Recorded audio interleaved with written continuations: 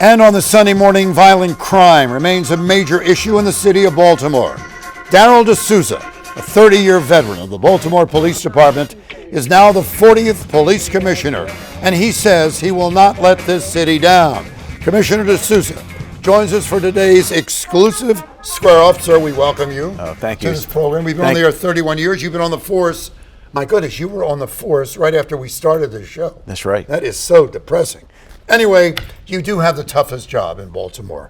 So what are you going to do to assure our hundreds of viewers and thousands of people that you will not let this city down? What are you going to do? Well, Richard, I honestly feel like I do have the toughest job, and I do feel a lot of times that the weight is on my shoulders, but I take that opportunity really to embrace it, and I really feel comfortable in the direction that we're going right now. 2018 is a long year, but we're putting a lot of mechanisms in place to address the corruption that we've seen recently. Put a lot of things in place that's going to address the crime in Baltimore City. We've adopted a lot of philosophies that some other agencies are using. Like what? I mean, name just one or two. So are you familiar with the Strategic Decision Support Center? It started off in California and LA with the LA Police Department. Chicago adopted it thereafter. We're adopting it now. What Basically, is it? It's two fusion centers. There's going to be one in East Baltimore, and there's going to be one in West Baltimore. Literally what it is a baby fusion center, and it's going to come with all the technology. All the bells and whistles. All the bells and whistles, like I say. It's going to have shot spotter. It's going to have predictive policing. It's going to have license plate readers assigned directly to both those districts. And sounds like a TV police show. It does. But it's the real deal. It's the real deal, and I'm excited about it, and it's right around the corner. I'm going to ask you about some of those things, but you know, as I mentioned, Square Off is now in its 31st year. And every year, we seem to be talking about the same stuff. The murder rate, the murder count, the guns, the violence, the repeat violent offenders. Sure. It's all very disturbing. And it bothers our viewers that we continue to talk about this because it continues out there on the street. Sure. Are you confident you're going to make a difference, or your officers will make a difference? I am confident. I'm very optimistic. We know that there's a small percentage of criminals in Baltimore that pretty much do the vast majority of the crime in the city. We call them violent repeat offenders. We call them prolific offenders. We call them trigger pullers. We call them at-risk offenders, and we're putting all our resources and all our focus in them to find out who they are, where they reside. All our police technology and all our enforcement is going to be geared towards them. But also, on the same token, is that we realize as a city that we have to provide some type of intervention for them. Well, that's a good idea. I understand that. But when you're 30 years with the Baltimore Police Department, what has prepared you? How did you get prepared for this job? You've told me before the show that things have really changed and evolved. Sure. And that your position on certain departments, certain units Sure. has helped. Sure, it really has. I'm proud to say that I went through just about every single rank in the police department, and I know the strengths, I know the weaknesses, I know the things that needed to be fixed. I'm embracing those now. I'm really listening to the officers. I'm really listening to the community. I'm trying to incorporate everybody in the crime fight, and I said this before, and I'll say it again, and I'll say it tomorrow. It's all about co-production policing, just bringing everybody to the table. But yes, I think I've been prepared, especially when I spent time, 2.5 years, as a chief of patrol. And 2014, we had a great year in terms of crime. We had 211 homicides. That's still way too many. That's a number. Well, one is too many. We all understand that. One is too many, but we put some things in place then. I'm trying to introduce the same type of kind of like philosophy where we're not being reactive, that we're being proactive in what we do on the streets. I know community policing is very important to you. 100%. And to build a better rapport between a skeptical public. That's right. And your officers. How do you do that? I know you've been out with the mayor, you've been not on patrol, but you've gone into some neighborhoods. Things that deserve to get more coverage, by the way, from TV news and the newspapers, stuff that goes unspoken. But your strategic planning director, Matt Jablow, has been right on top of that and kept us informed. Well, there's a lot of things that we do that the community doesn't know. There's a lot of things that we do that the media doesn't know. We do a lot, and we try to engage the community in a positive way. We're trying to put the police officers in the right places at the right time. It's called evidence-based policing. We're not casting a net over an entire community. We're looking at where we need to deploy and what time. And if we have to make an arrest, that means we didn't do our job. It's all about the intervention, and it's all about the interrupters and other community groups that can come in and help us out. So I'll give you a perfect example. Please do. The mayor's call to action. It's a group in Baltimore, different entities, different agencies, different organizations that they work for. And we meet twice a month, and we're having conversations about public safety. We're having conversations about how they can be interrupters to violence. We're having conversations about where they need to go to help the police department out. I know you're getting, pardon me for interrupting, but you have been getting much more cooperation from the general public. I know there was a big case, I forget which one, recently, where a tip to the hotline or to the, what is it called? What do you call? Matt, what's that called? Metro Crime Stoppers? Yeah, Metro Crime Stoppers. Well, it was just a regular tip. I think if I'm hearing you right, Richard, is in reference to a case that happened down in the Lexington Street Market about a drug arrest that we made. Yes. Yeah, we got tips directly from the community, tips directly from folks that live and work in that area, and they share the same passion that the police department and the community shares, is that they're sick and tired of seeing the same thing over and over again. So based on the tip that we got, we were able to author a search and seizure warrant. We went into a problematic business, a business that's supposed to be helping the community. Oh, right. And they turn around and they're selling every single type of narcotics that you can imagine. I remember that shot of the stuff on the table. Sure. All the cash, all the drugs. Sure. Gun, there was a rifle too. It was a shotgun. Yeah, shotgun. That's correct. Good work. Yeah, thank you. All right, we have so much more to talk about with our police commissioner, but I want to remind you folks that this Square Off is brought to you by the law offices of Barry Glazer, successfully bringing justice to the medically abused. With a medical doctor on staff, call 410-547-8568 and let my buddy Barry Glazer win for you. And by Pappas Restaurants, serving the most delicious crab cakes by far. They're Oprah's favorites. In Oprah's words, when it comes to crab cakes, anything else is just pretending. More with the police commissioner coming up after this. We stand here together and vow and pledge that we're going to make Baltimore City Police Department the department that it once was great. It's going to come back again.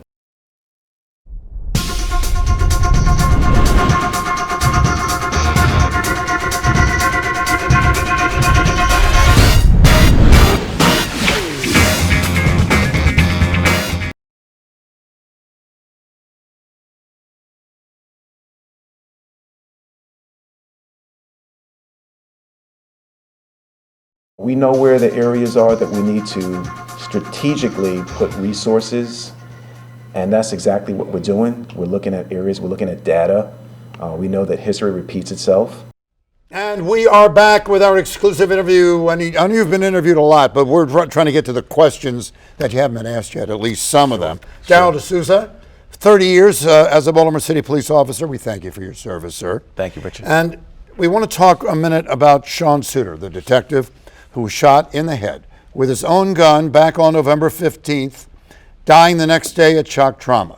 Now, this shooting happened in a vacant lot in the 900 block of Bennett Place in Harlem Park. That's correct. Detective Suter was going to testify, as you know, the very next day in connection with the BPD's Corrupt Gun Trace Task Force. I want you to tell us about this 6-member panel, right? That's correct. That you're appointing That's to correct. investigate the death of Sean Suter. So we have an independent review board that's coming in, and they're going to take a look at the entire case. The 6 members that's on the panel, 2 of them are retired Baltimore City police detectives, one being a retired sergeant and one being the retired detective. Both had a stellar career with the Baltimore City Police Department. In fact, one of the sergeants, well, the sergeant, even had a second career with Baltimore County Police. Do you want to name them, or would you prefer not to right now because they haven't been made public? It's up to you. Well, I'll name those 2 right That would now. be good. Make a little news here. Yeah, sure. Yeah, I'll name those 2 right now. One is retired Sergeant Childs, Gary Childs. I know Gary. Yeah, Gary He's up Childs. Baltimore County. Yeah, so he's great. He's completely retired. Oh, he is such a cop. Superb. Yep. Yeah, he's superb. and the other retired detective is Detective Marvin Sidnor. Oh my gosh! All these guys, I know that. I know them. Yeah, they've been around for a long time. They've been retired also, but have a passion for policing.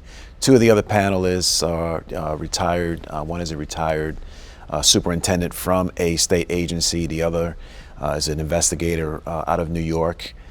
Then there is an attorney that's assigned the case also, and a forensic specialist. But what I can say is that all six collectively, including our BPD liaison that's going to be working with them, our point of contact, collectively, all of them have well over 200 years of law enforcement experience. Well, it sounds like a good panel. Now, Detective Suter shot in the back of his head. There were 3 bullets fired from correct. his own gun. That's correct. And there's so many theories. Was it a suicide? Was he set up because he was testifying the next day? Sure. Do you have a theory, your own theory about what might have happened? And do you ever think this case will be solved? 2 great questions. At this point, again, you got to look at 3 things that people are talking about. You got to look at, was it deliberate? You got to look at, was it accidental? Or you have to look at it if it was a murder. I'm keeping my thought process and my mind open at this point, and this is exactly why I'm bringing in the independent review board. I want them to find causations and findings and recommendations for the police department. But the police department shut that whole neighborhood down for days. I mean, the investigation has been so detailed. Correct. And it still goes unsolved. So it's sad for his family. Yeah, it's and for the police department. It's very sad for his family, and every day I continue to pray for Nicole, and I made sure that I met with her prior to us even moving forward with the independent review board. I met with her twice. I had lunch with her. She's a wonderful woman. Right. I met with her family members as well. I'm trying to be completely transparent. And to be honest, I really needed their thoughts on me bringing in this IRB. And they support that. They support it. They want the same thing. Our Commissioner, you've got the Justice Department's consent decree. You've got state lawmakers proposing a commission to restore trust in policing. The gun bill that came up in Annapolis Correct. for 10 years with 2 second violation using a handgun in the commission of a crime. Your Suter panel. So many eyes, so many different people watching what the BPD is doing. Does that affect your job and your performance or the performance of the officers out there on the street? It would appear that, I know there's a lot of competing priorities right now for the entire city of Baltimore and the police department. It would appear that way, but listen, Richard, at the end of the day, I have a responsibility to provide the best public safety for the community. It's my responsibility to bridge gap. It's my responsibility to make sure the officers are doing their job in a constitutional and impartial manner each and every single day. Are there a lot of things? Yes, but we can certainly manage them, and we have to. You say your job is as hectic now as it was when you were chief of patrol. That's Was correct. that nuts? Was that crazy like when that happens? Well, I think that my job back then is very similar to what it is now. Chief of patrol, I was one of the positions that I adore very much, and I spent 2.5 years there. It was a challenge, always monitoring what's happening on the streets, looking out for the interests of the officers, looking out for the safety of the community itself. Telephone ringing on a regular basis, Sure. Getting up in the middle of the night, going into the city, just taking a look at crime and what needs to be tweaked and how we can redeploy officers, and just always having to think outside the box just to provide safety. We were talking during the break about some research that identifies some common traits that the officers, community seeks in officers, That's and what correct. officers feel they want to see in their own fellow officers. What is that all about? That's correct. So we did a recent survey of both community and police officers early January, and we wanted some feedback. We're trying to recruit the best and brightest in the police department. We do have some vacancies in the police department. We're trying to fill those vacancies. The mayor has an innovative team that's here to assist us. So this survey was done, and what's interesting is that we asked both community and police officers, like, what's the common trait that you would like to see? And one of them, or several of them, from what the actual BPD officer said, is that they look to work with someone that has writing skills and is a critical thinker. Interesting. The community says, well, we want someone that's transparent. I agree 100% with that. They want somebody that's community-minded and lives in Baltimore. And then we took a look at what both police department members and the community equally shared and what they look for. And I just think this is the home run. The home run right here is honesty, integrity, interpersonal skills, and a commitment to service. Well, now, you mentioned vacancies in your department. You have about 160 vacancies right now. So, folks, we need some good men and women to join the Baltimore City Police Department. So we're going to close this segment with an exciting video created by BPD Super Video Wizard, the amazing Gino Innocentes.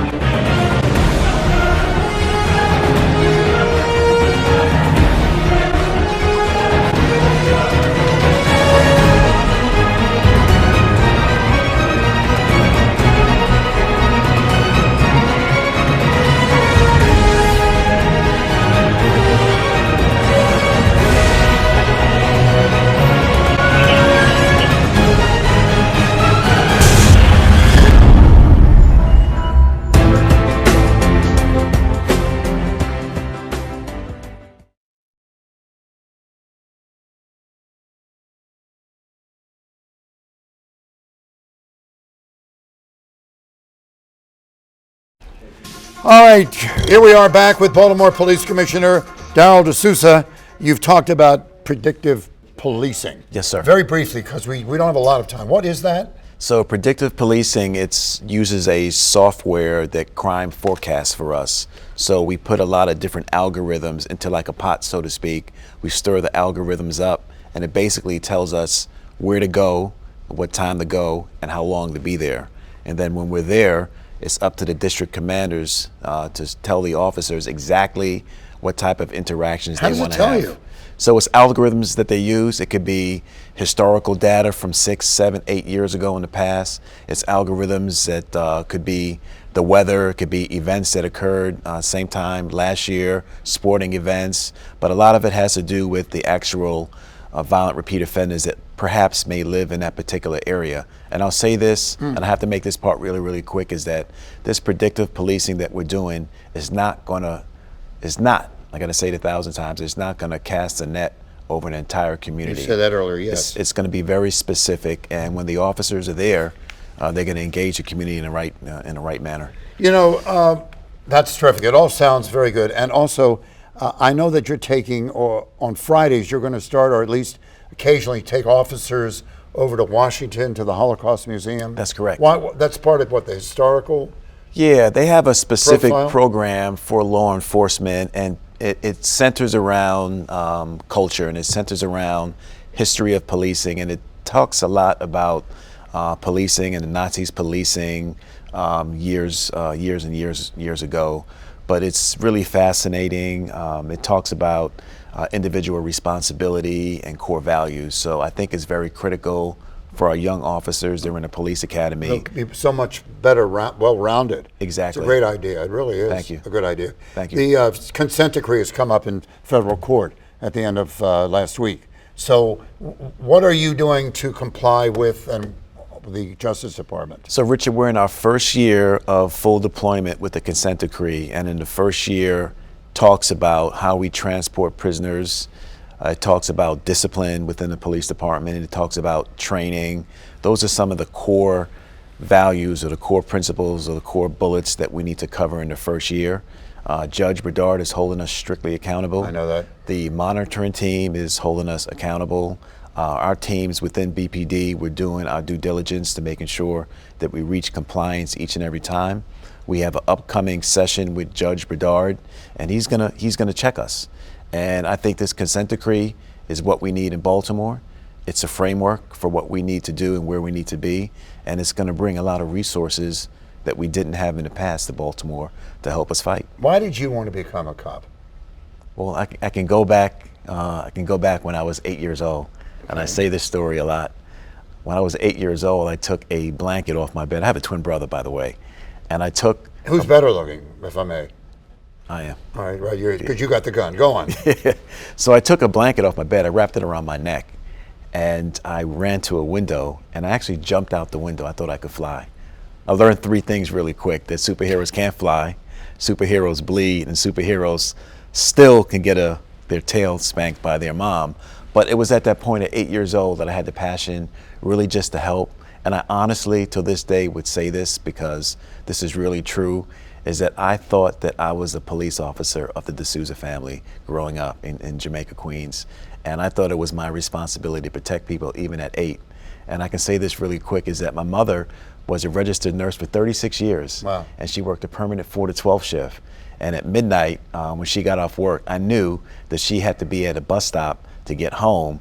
And I made it my responsibility. If anyone else in my family did it, I was really upset. So it was me that went out at 12:25 every night and met her at the bus station just to walk her home. And I just thought it was my responsibility at that age of 8, and it's carried over with me for years. Did your career start up there or down here? It started in Baltimore, and I'll tell you this thing, a secret that people don't know. All right, please look right up in your camera. Yeah. Right there. Yeah, a secret is that that my mother did not want me to be a Baltimore cop in New York. That's what I wanted to do. I wanted to be an NYPD cop. My mother said no.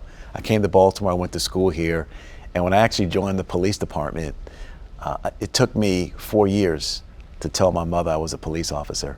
I told my mother I worked in the police academy. Oh my gosh. Yeah. So. And when you told her, what was her reaction? She was proud. Yeah, Really? She really was proud. Yeah. So. That's great. Yeah. We'll be back with more with the commissioner Yeah, in just thank a you. moment. Thank you so much. Good story. Yeah. Yeah.